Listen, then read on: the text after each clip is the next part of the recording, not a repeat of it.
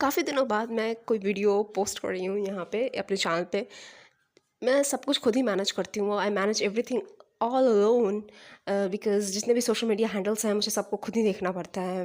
मैंने नहीं रखा हुआ है मैनेजर स्टाफ, कुछ भी नहीं है। मैं सब कुछ खुद ही मैनेज करती हूँ। तो आपको कुछ भी अगर मैं सोशल मीडिया हैंडल्स पे दिखाई दे रहा है तो वो सब कुछ मैंने खुद ही किया हुआ है। जो पिक्चर पोस्ट होते हैं, जो भी वीडियोस पोस्ट होती है, तो वो सारे काम मुझे खुद ही करने पड़ते हैं। आप बोलोगे कि ये कोई काम है पिक्चर वीडियोस पोस्ट करना?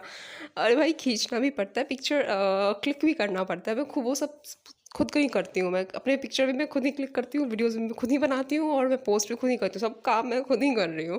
ये घर जो आप अभी फ़िलहाल देख रहे हो मेरे आसपास, ये अंडर कंस्ट्रक्शन हाउस है।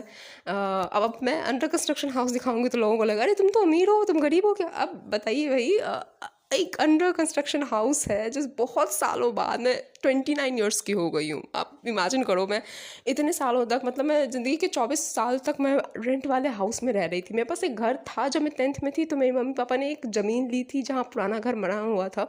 उस टाइम पे एक ज़मीन पे पुराने मकान था बना हुआ, बट उस टाइम में मैं 10th में थी। उस टाइम पे मेरे पास आ तो गया था, बट वो घर ऐसा नहीं था जहाँ हम रह सकें, रहने लायक नहीं था वो।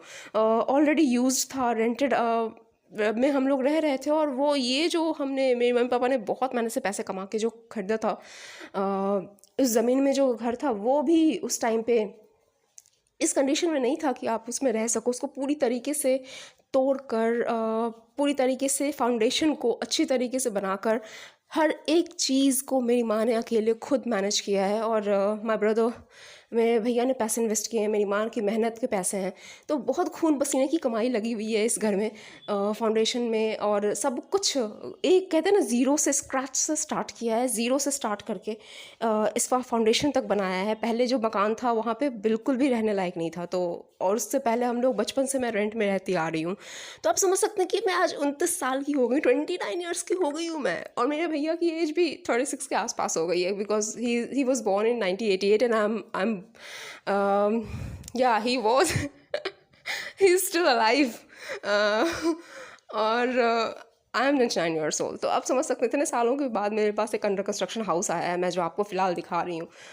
तो आप इमेजिन करिए कि इतने सालों बाद एक सिंपल सा एक घर है, बट कुछ रिश्तेदारों को तो मिर्ची लग जाएगी अगर मेरे यूट्यूब वीडियोस देख लेंगे वो, बिकॉज उन्हें लगेगा कि अरे तू तो अमीर हो गई, तो क्या मैं रोड पे रहूँ तब आपको मैं अच्छी लगूंगी? मतलब मैं रोड पे मरती हुई नज़र आऊँ तो सब खुश हो जाएंगे। मतलब मैं रोड पे अगर नज़र आऊँ तो अरे अरे रोड पे रह रही हो, अब अच्छा है, अब अच्छा है, होमलेस रहो, घर पे कैसे हो? इतने सालों बाद, मतलब कहते हैं आधी ज़िंदगी बीत जाती है आपकी। 25 साल की उम्र के बाद मेरा कुछ घर रेडी हुआ था, एक फ्लोर, और आज दूसरा फ्लोर आप देख रहे हो। यहाँ पे जो पहला फर्स्ट फ्लोर था, मैं 25 ईयर्स के आसपास की थी तब। मेरी माँ ने बहुत मेहनत से अकेले सब कुछ खुद मैनेज किया है, और पैसे मेरे भैया ने इन्वेस्ट किए हैं। मेरी एक माँ, एक भाई है, सिर्फ दो मेंबर हैं मेरी फैमिली में। एक छोटी सी मेरी प्यारी सी फैमिली है। मेरे पापा थे जो 2014 में इस दुनिया से, how should I explain, because बहुत ट्रैजिक स्टोरी लगेगी आपको, बट 2014 में ही डाइड। आफ्टर दैट मैं और मेरी माँ और मेरे भैया, बस तीन ही लोग हैं पूरी फैमिली में। एक छोटी सी प्यारी सी फैमिली है मेरी। तो सिर्फ दो लोगों की फैमिली है, एक मैं जो आपको ये बता रही हूँ। तो सिर्फ दो मेंबर्स हैं मेरे पास, मेरी माँ और एक मेरा भाई। तो उन दोनों के पैसे मेहनत के बहुत लगे हुए हैं, मेहनत लगी हुई है, और बहुत मुश्किल से पैसे कमा के ये छोटा सा घर बनाया हुआ है हमने। तो बस मैं इस लायक हुआ है कि बस रह सकती हूँ मैं। और उसमें भी कुछ लोगों को मिर्ची लगेगी कि अरे तुम रोड पे नहीं हो, आ रहे हो, तुम होमलेस नहीं हो, तुमको तो रोड पे रहना डिजर्व करती हो। भाई कितनी भी मेहनत से पढ़ाई कर लो, कुछ लोगों को बर्दाश्त नहीं होता। कि मैं 10th GPA लाकर इतनी मेहनत से 12th का एग्जाम देकर, जब मेरे फादर की डेथ हुई थी तब मैं एग्जैक्टली बोर्ड एग्जाम दे रही थी 12th की। मैं फेल तक हो सकती थी, बट बहुत मुश्किल से मैंने पास किया था वो बोर्ड एग्जाम। मुझे पता है मेरी ज़िंदगी इतनी मुश्किल बना दी गई है, मतलब तुम कभी चैन से जियो ही नहीं, मर जाओ तुम।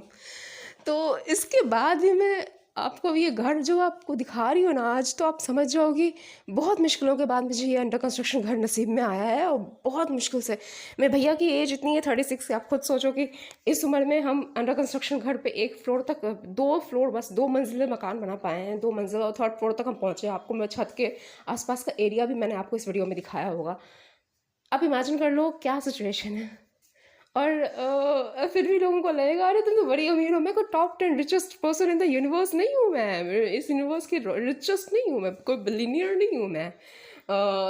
बट लोगों को पता नहीं क्यों डाइजेस्ट नहीं कर पाते हैं कुछ बातों को। एनीवे आज मैंने आपको फ़िलहाल कुछ सीन्स दिखाए हैं इस घर के, और पूरा एरिया दिखाया है। आप आसपास के एरिया को भी देख सकते हो। ये यहाँ बहुत सिंपल सी जगह है, सिंपल सा शहर है, और मैं इसी एरिया में, इलाके में फ़िलहाल रहती हूँ।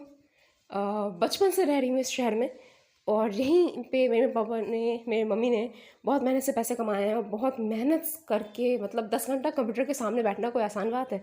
अब 10 घंटे तक बैठोगे दिमाग ख़राब हो जाता है लोगों को। 10 आवर्स एक जगह पे बैठ के नहीं रह सकता, मन नहीं करेगा काम करने का। लेकिन मेरी माँ ने इतने साल से 30 साल तक कंप्यूटर पे काम किया है, और कंप्यूटर पे सामने बैठी रहती है 10 घंटे तक। कोई बैठ पाएगा क्या? बहुत मुश्किल लगता है, एक जगह रहने का मन ही नहीं करेगा।